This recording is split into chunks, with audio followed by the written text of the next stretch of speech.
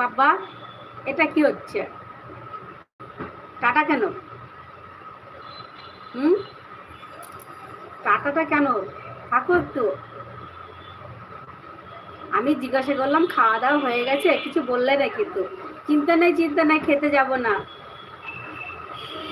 প্রদীপকেও জিজ্ঞাসা করলাম যে পাঠিয়ে দাও একটু, কোনো কথা বললো না। ঠিক আছে,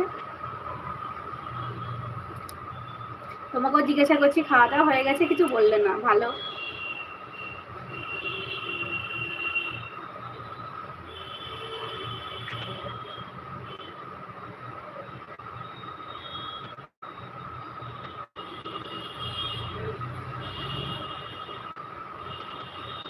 গরিবের জায়গা হয় না কোথাও, জানো তো। গরিবের কোনো জায়গায় তো জায়গা নেই বাপনদা।